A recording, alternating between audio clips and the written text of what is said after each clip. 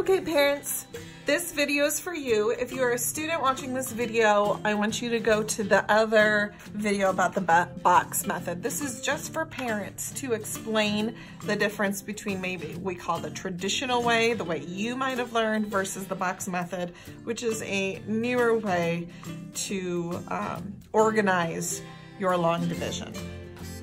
So you will find that they're very similar. The box method just helps organize the division problem a little bit easier for students. So let's get right into it and start with a division problem.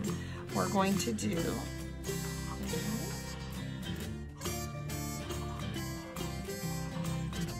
okay, 1,268 divided by 5.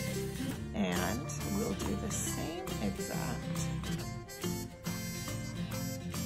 on this side, okay? Same problem, okay? But we're gonna do it in two different ways. So if you were doing the traditional way, what you would do is you would say, well, how many times does 5 go into 1? Well, that is 0. So I go to the next one. How many times does 5 go into 12? Well, that is 2 times. 5 times 2 is 10. Then I'm going to subtract, and that's going to be 2. Then I'm going to bring down the 6. Okay?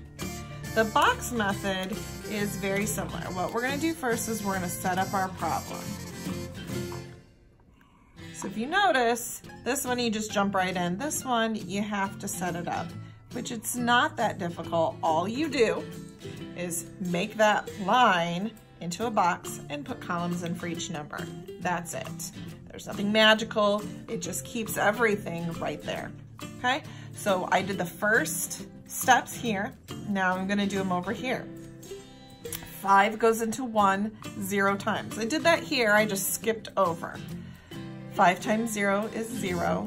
Subtract 1 minus 0 is 1. Now, in the traditional way, I would bring down the next number.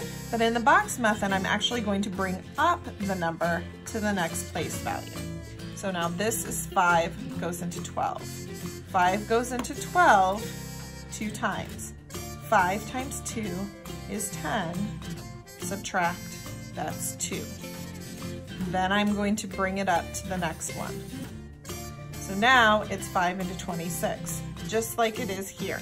So then the next step here would be 5 goes into 26 5 times. 5 times 5 is 25. Subtract, that's 1. Then I'm going to bring down the 8 all the way to here. Okay? In the box method, you're doing the same thing, but again, I'm keeping it all in one spot. 5 goes into 26 5 times. 5 times 5 is 25. I'm going to subtract, and that's going to be 1. And then I'm going to bring it up to here. So now I'm doing 18. Okay? The next step for the traditional way is 5 times 3 gets me close to 18. 5 times 3 is 15. Subtract, that's 3. And I bring that remainder all the way up here. Okay? In the box method, I'm doing the same thing. Again, it's just keeping it not as spread out. 5 goes into 18 3 times. 5 times 3 is 15. Subtract 3, that's my remainder. Okay? Now, you think, well, what is the big deal? You got the same answer. This takes less setup. Let me explain why I prefer the box method.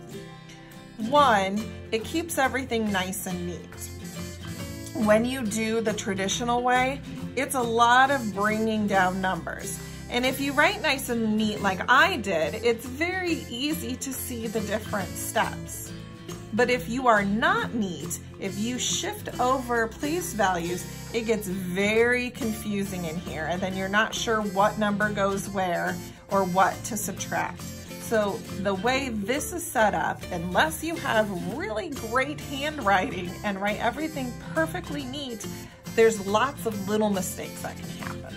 Okay, this keeps it nice and neat. There's columns to follow. The other reason why I like this is that you have easy checks every step of the way. I look at this bottom number. If this bottom number is bigger than this, I know that this column is wrong. If this number is larger than what I'm dividing by, I know this column is wrong. I also know that only one number goes above each, okay?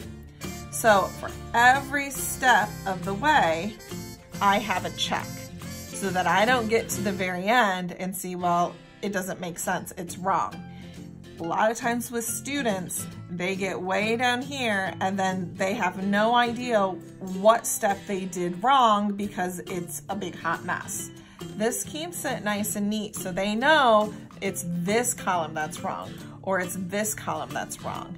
And so they're not trying to figure out the whole thing and getting frustrated. They can just go back to the step before to see where they did it wrong.